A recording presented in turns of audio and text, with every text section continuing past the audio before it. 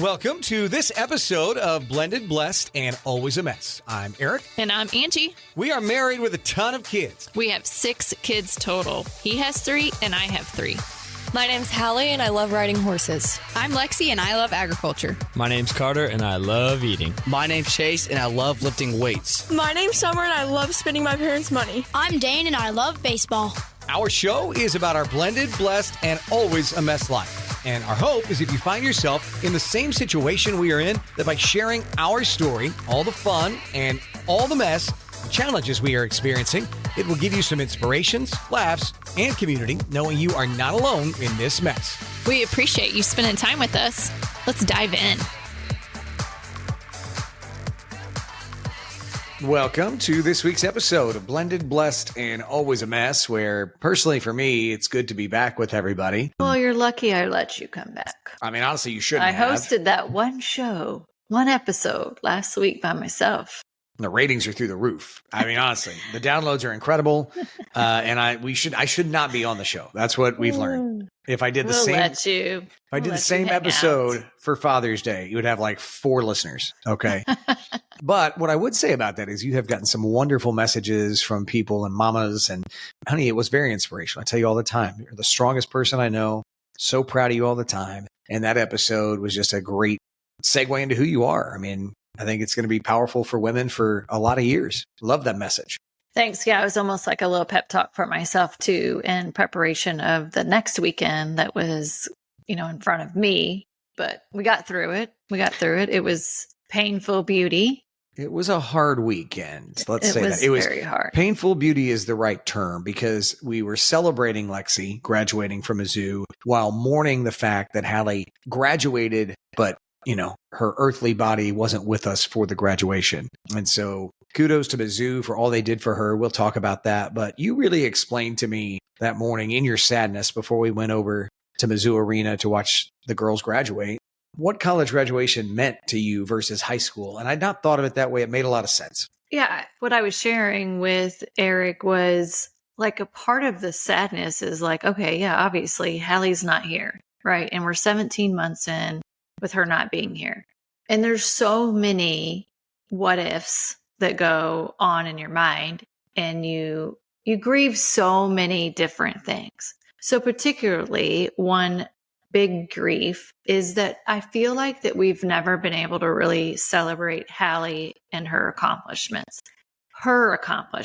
So she graduated high school in 2020 during COVID, which you didn't really even finish your senior year. It was remote towards the end. But also your high school experience, K through 12, you're in your family's home for the most part, right? You're still being guided and pushed by your parents. And while high school graduation is a big deal, it's still molded in the fact that your mom and dad are still in your business, still pushing your expectations, all the things. And so I feel like college graduation is such a huge deal because you, as the graduate, did it on your own, which I talked about last week for me personally. My college graduation was a huge deal for me, an achievement for me because I did it on my own. And we just have never been able to celebrate those types of things for Hallie. And so it's just like for Lexi, huge accomplishment. She did her whole Mizzou experience on her own. She literally required hardly anything from us. And so that's a celebration of her and what she did all on her own. In 3 years, mind you. In 3 years. Right? Yeah. Hyperachiever. Crushed it. So yeah, we celebrated both girls last weekend. And what I would say is everything Mizzou did was beautiful, but it was hard to see. And you've posted videos of this on our social media, on our Blended, Blessed, Always a Mess social channels. It was hard to see her gown, her sash on one chair. Hard enough when it was empty before the kids got there. But then when all the kids left, as I told you that night, for me, that was probably the hardest. All the kids left to go on and live this new life. And that one chair was still there covered up. And Hallie's living a different life, probably better than all of us, but still is really sad. She doesn't give 2 shits about a college graduation right now. right now. Although I joke, she was probably like, "See, guys, I got a degree. I didn't even have to do all the work. What do you guys? Yeah, look at that. Why are you guys worried about my grades?"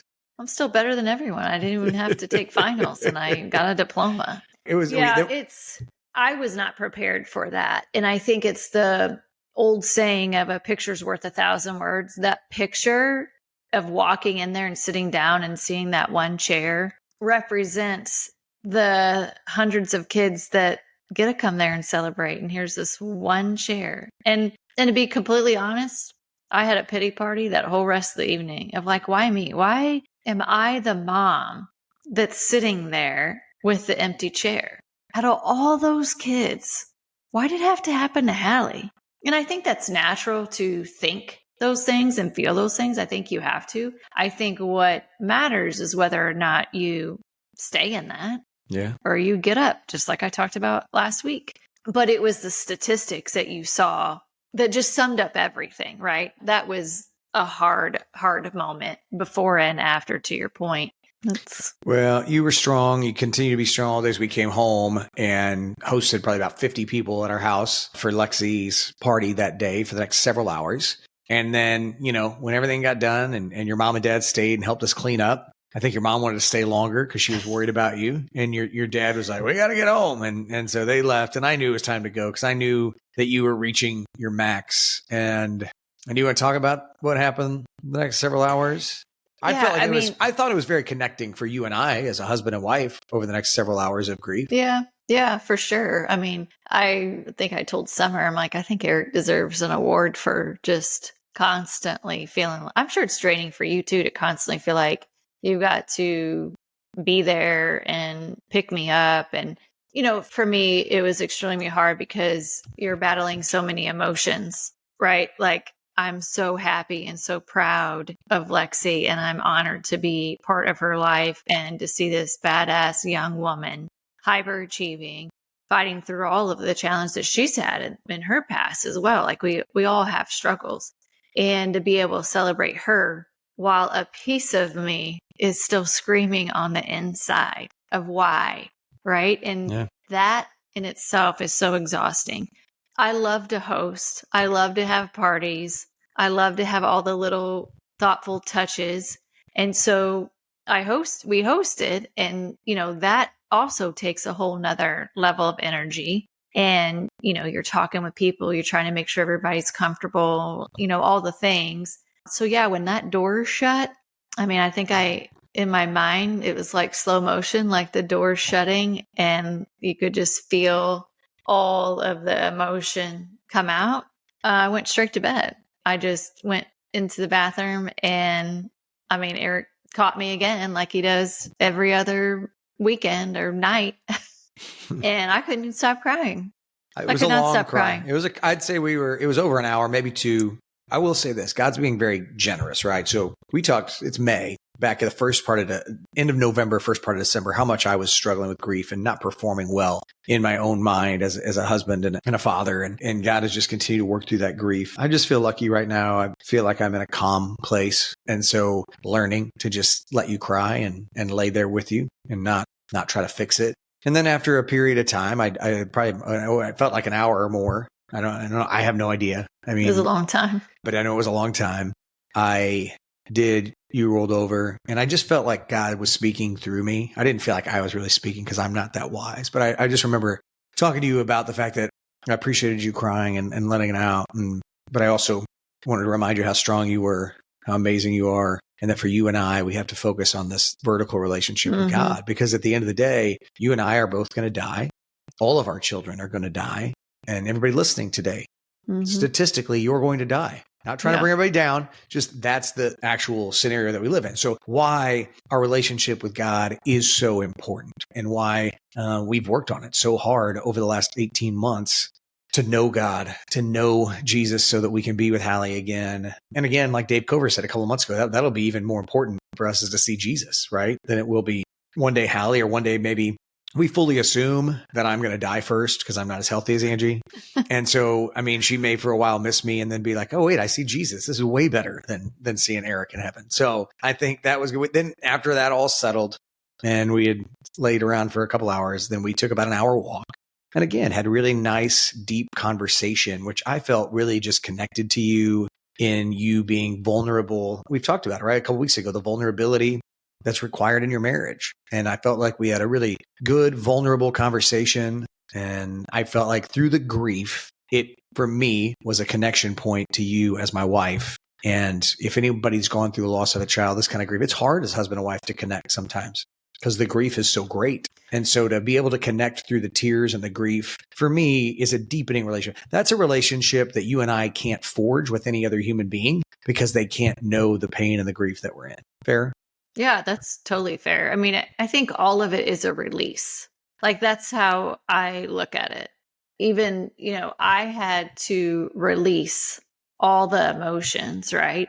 And that releasing of it and letting go of it is, and talking through it with you and sharing that letting go, as ugly as it is. I mean, I think I remember saying, I am so effing tired of feeling this way. You did. I'm so tired of it. And I have a lifetime of it. And so releasing all of that. And I think there's also a grieving process. I mean, our grief process is obvious because Hallie's not here, but there's also a grieving process that I feel like we go through with letting go of our kids as they grow up, right? Like, we've just recently had some of those experiences, right? As they grow up and they make choices and they're not going to always choose to like hang with you. And that there's a grief in that as well, that it's like you raise your kids, you put everything into your kids, and then it's just like letting go, and they turn into their own individuals and have their own lives, and they don't need you anymore. And that in itself is like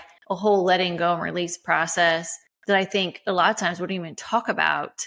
Those little decisions that are made that may sting, and then you hold on to it and you don't release it, feel it and release it. So I think that all happened in order for me then to experience Mother's Day in a little bit of a different way. Because the next day was Mother's Day. Of course, right? Go right into, hey, it's Mother's Day. Well, you're down. We're just going to go ahead and have it be Mother's Day. I know. It's like, oh gosh, it's a lot. But honestly, because I've released every bit of emotion for hours the night before, I rolled into Mother's Day with sort of back to the baseline, right? There wasn't a heightened emotion or a low emotion, and it was like zero expectations of Mother's Day. And so I surprised my mom, and the twins and I went to church, in the church I grew up in, which, as moms, they love when the kids come home. And I have not been to that particular church in a long time. So I knew that would mean a lot to her. So it's those little moments that matter. Had lunch with mom and then sat outside and just kind of in the quiet and chatted with them. It was like good quality time. And then the next thing on my list was to go see Phoenix, Hallie's horse. The twins had not been out there with me in a hot minute. So it makes me smile a little bit because I know Hallie's smiling down, especially around this particular horse that she wanted and had first dibs on. And she knows I'm scared to death of horses. Where people might go to their kids' graves when they've lost children, I go to a massive, scary, big ass creature. And that's where I feel closest to my daughter. Yeah. Is around this thing I'm scared to death of. So it was funny because we go out to the field, and I mean, we can't figure out how to put this damn halter on her. And and then we spend a little bit of time with her, take her to the barn, and we're like going to braid her mane and brush her. And she starts pawing at the ground and just breathing heavy. Like, what's wrong with her? All three of us got a little bit scared. I even Googled, why do horses paw at the ground? Oh, they're stressed out. They're anxious. They might be bored. They feel threatened. Like, I know Hallie is like, you guys are a bunch of morons down there. I mean, yes, while loving it at the same time. Yeah. Yeah. So it was definitely a connection for me and the twins, and even just Hallie, of of spending some time with Phoenix for sure. That's great. Yeah. I went that morning to Kansas City, 2+ hours away, and helped coach Dane's baseball team that morning. And then I was able to get back by about 4. And so me and you and the twins then hung out by the pool, and Chase and I cooked you dinner, and it was, I had a nice evening. And yes, Mother's Day was definitely better than Saturday, I would say. And it was the best Mother's Day that I've had since I lost Hallie. So the first Mother's Day, obviously awful, but this was my second Mother's Day. And I feel like I was okay throughout Mother's Day, which is a win. It's a win for me. But, I just feel like life just brings storms at different seasons for everybody, right? And using the Hallie mama bird analogy, it's like you're going to go through life and you're going to be missing feathers. So you have the two choices. You're either going to stay grounded or you're going to fight to build strength to fly. At the end of the day, it's all that matters. What are you going to do with the situation that you're in? I would build on that biblically, right? We can go back to the New Testament and the gospel, and it's in a couple of the gospels, but especially I know it's in Matthew, where the disciples are out on the water and Jesus is sleeping on a pillow. He made himself comfortable. Like he literally made himself comfortable. Did he have a heated blanket though? No, he did not. But he made himself comfortable on this boat and was sleeping when the storm came. And then, of course, he not only rebukes the storm, but he rebukes his apostles, because they don't trust him. And I feel like that whole, as I read my Bible over and over again now, that message is the metaphor for the rest of us in life of Jesus saying the storms are going to come and you need to just trust me. Like there's no reason for you. I can calm the wind and the sea and everything else. And just because this storm happened in the book of Matthew, it's going to happen again. It's going to happen to those people that follow me and that love me. And I'm still going to be in control. I'll still be able to calm the rough waters around you. Yeah, you might not take the storm away. That's the thing. I think it's changing your mindset to know that you're going to experience it. Like this, just because you trust in God doesn't mean you're going to have it easy.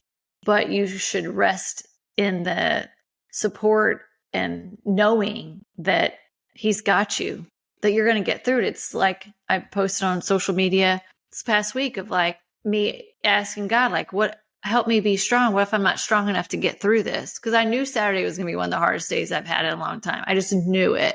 And so it's like, how am I going to get through this? And the answer is, you don't have to be strong. Like God's got it. Just be with him and you're going to be okay. You're going to be okay. One of the things that Aric and I have talked a lot about too is like, how are we getting through this? What are those guiding principles that we have discovered, relied on, that we maybe didn't even have before? And, how do we share that with our listeners in a way that's kind of easy to remember what our guiding principles are? And, Hallie, she loved flipping the bird all the time. And 7s are a number that signifies her. Sevens pop up all the time. So we're like, well, why don't we come up with 7 Fs? We're pretty happy with them. Seems reasonable. It seemed very Hallie for us to come up with the 7 Fs of dealing with our grief. Yeah. How do you fight through whatever storm you're in? And it's 7 Fs. And the first F is faith. I know, God, you're proud. Big shocking revelation right here. But it is faith and leaning heavily on God. And even recently in some of the conversations I've had with other men, one in particular, it's about surrender, right? So when you're crying, this is a place that I've got, when you're crying last weekend for a long period of time, I'm praying, God, I surrender this to you. I can't fix this. I can't take this. I surrender my wife to you. I surrender my thoughts to you, and help me.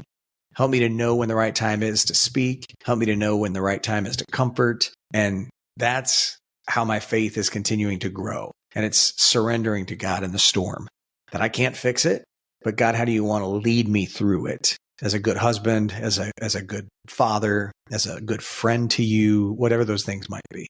This is probably one of the hardest things, really, is to like just trust him. But we all naturally want answers, right? Yeah. I want to know why. And I know I'm not going to get that answer. And so it's rewiring myself constantly and be like, just trust God, just trust God. And I would say for me, never missing church after this. I mean, we went to church before Regularly, but like yes. we have leaned so heavy into our faith. And my conversations with God are on a daily basis where I'll be honest, like I really only reached out when I was in desperate need. Now it's like a daily conversation of just leading the way and not really asking for a particular thing, but just asking for peace and healing. Just guide me and trust that he's going to answer, and you're not in control of the answer. And it might not be the answer that you want. That's the other thing. We keep getting back to like, we're not in control. Yeah. We're just not in control. In control. So F number 1 is your faith. F number 2 is figure out your tribe. Who are those people that you can lean on? So a lot of times in these scenarios, you got to shrink your circle. You just do. And we have a great circle. I'd say it's fairly even. It's kind of large at times, just because we have such a great group of friends, family, small group at church, a lot of great people that we can lean on no matter what, correct? Definitely. I mean, who you surround yourself with matters. Like our network is faithful people that are not afraid to pray over us, to give us support and guidance that are based on faith. They're not numbing people, right? So that's the thing. Like surround yourself with people that are okay with therapy. They're comfortable talking about their emotions. They're faith-based. They believe in God. Like surround yourself with the right people that will lift you up, not bring you down, not taking 2 steps backwards. How do you go forward? Your circle might shrink, and that's okay. It might get bigger later, but for going through hard times, you may have to have a small circle and you to said, get through it. And you said there, you don't want to be around people that'll bring you down. And you don't mean like you're okay with talking about, you want people that are okay sitting in the suck with you. You Yes. absolutely want that. You don't want people that are bringing you down for dumb reasons like Negative, like unhealthy, the negative, yes. right? Yeah. The negative vibes versus focusing on how do you fight forward, overall health, like all the things. But you can tell the energy. You can tell your energy when you spend time with people, whether or not it's a healthy relationship or it's an unhealthy relationship. So set those boundaries when you need to.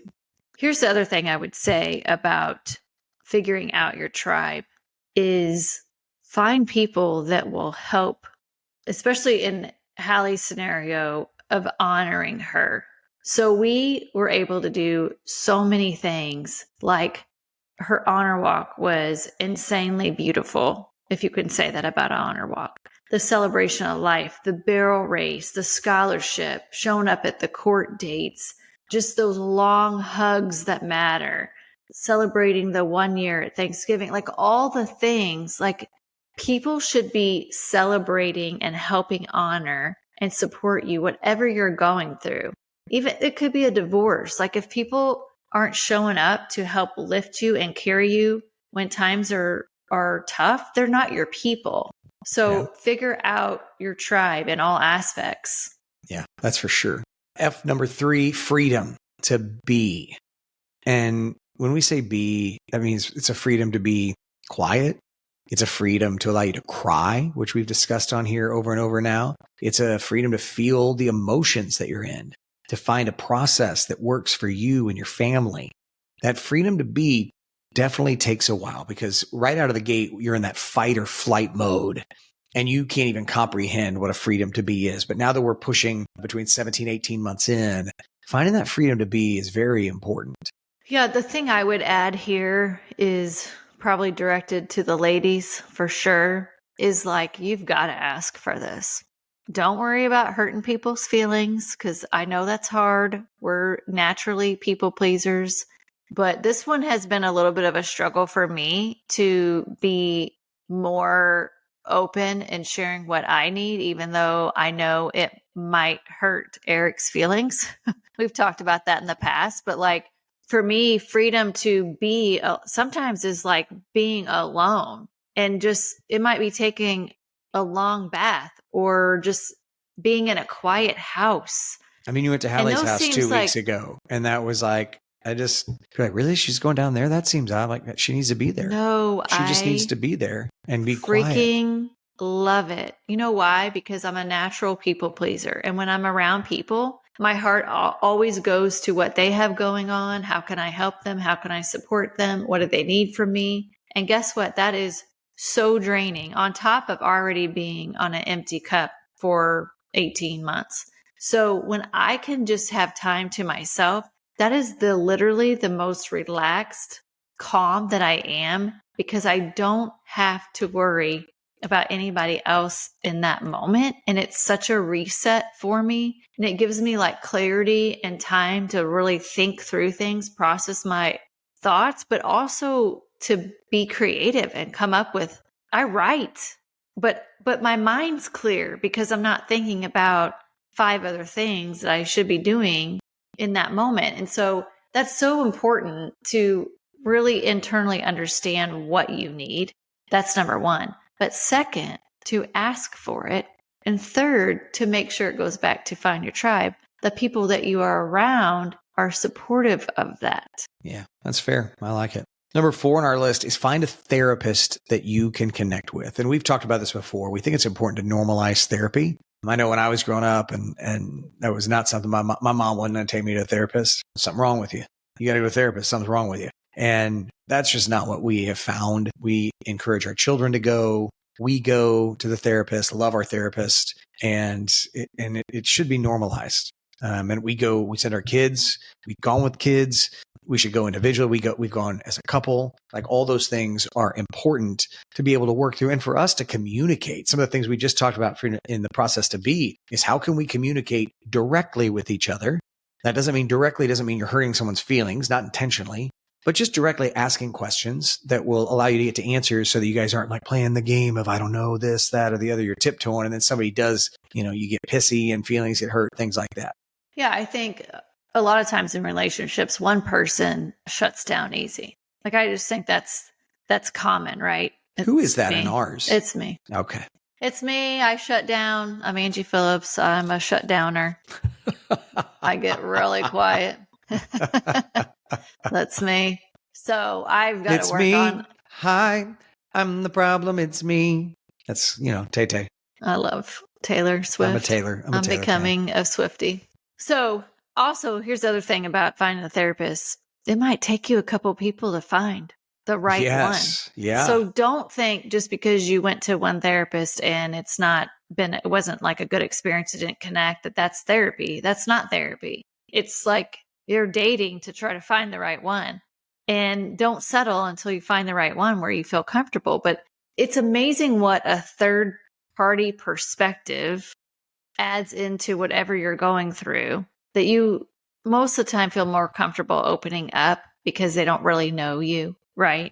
And you can get a different person's perspective. But you also, here's the thing, you have to be honest when you're in there. So you can't just tell a certain story your way, right? You've got to actually dig deep and process and be honest with what you're feeling and your emotions. And that part's probably the hardest part. And that's why people don't really like going to a therapist, because you actually have to think about what you're really feeling. Yeah. And really share that to get to the bottom of it so that you can actually turn it around and fix it. So yeah.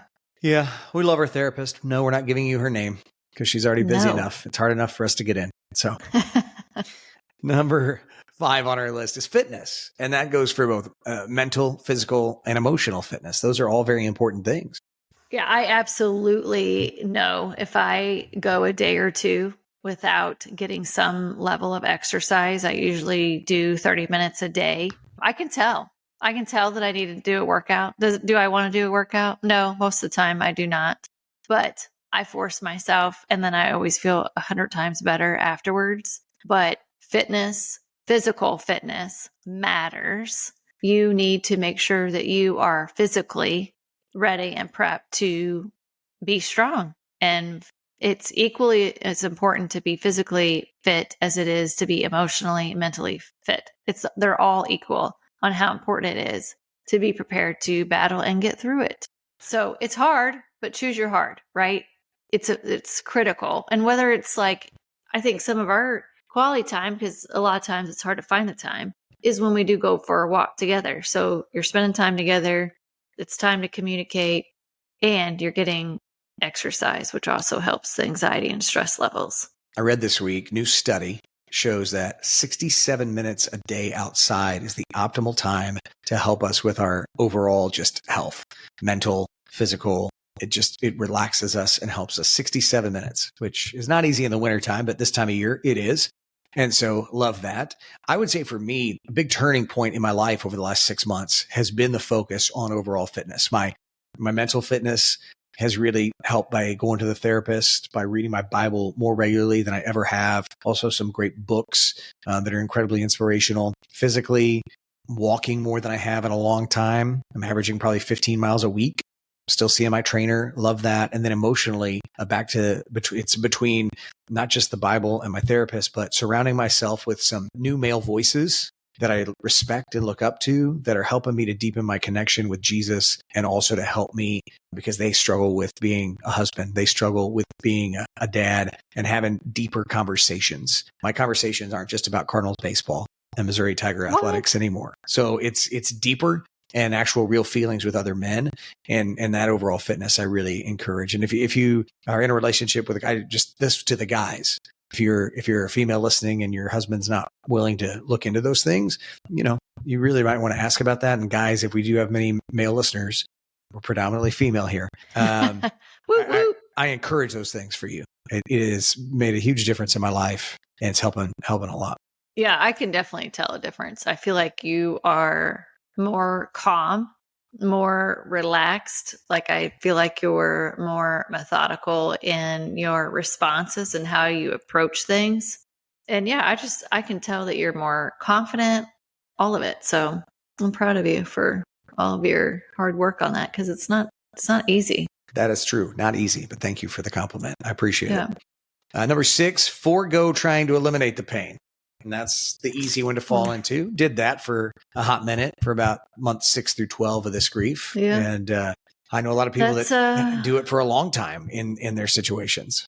Yeah, it's burying those feelings down deep. It's staying busy just to be busy. It's numbing. It's not talking about it. It's shutting people out. Like I could go on and on. Like I didn't talk about my dad for 7 years after he died. I tried to pretend like he didn't even exist. Yeah, I tried to pretend like he didn't even. So with Hallie, it was like, I knew once I realized that I messed that up with my dad, I wasn't going to do that with Hallie. We talk about her all the time. Yeah, absolutely. So you have to experience the pain. You're not going to go through life without pain. So embrace it and understand that it is an opportunity for you to grow and learn from it. We could change. Though it sucks. It does suck. We could change 6 from forego trying to eliminate the pain to forge into the pain. Oh, that's a good one. Could be. Yeah, I like it.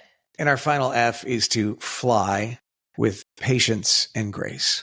And it's continuously, we talk about this. You have to give yourself a lot of patience and grace. There's definitely been times over the last 17 and a half months that I've been angry with myself that I can't just fix things for my wife, fix things for me, fix things for my kids, and then that I can't just feel better. But then the more I started to learn patience and have grace with myself, those things started to slow down and give me the opportunity to calm myself, kind of like we just talked about a minute ago. And not only that, it's patience and grace with your kids. It's a lot of patience and grace with your significant other.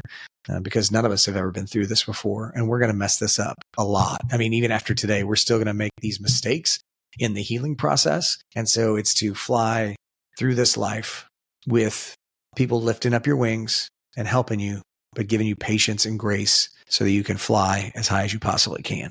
Yeah, I think giving yourself grace is probably one of the most important things to do. I know for me, there's a lot of things that I used to do.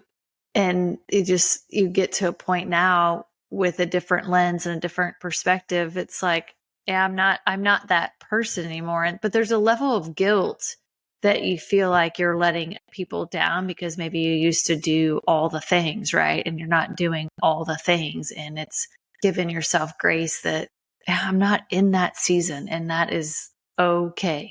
It's okay that, I'm more at home and more in a quiet space, and I'm not out with friends or whatever that looks like, right? You can tell yourself a story that you're not showing up the way you're supposed to with people, especially. And I think for me, I keep going back to the people pleaser mindset. But like, so for me, I have to give myself a lot of grace. That's okay. It's okay to be in the quiet. It's okay to go through this long healing process where you evolve into someone completely different. And that means that people's expectations of you, you might let them down, but that's okay. Yeah. It's okay. Yeah. Yeah. I think that you're doing a great job in all things. And this was a super hard week and you made it through. So I think I told you at the end of that night, I was like, made it through today. One more day down. And so now another week down.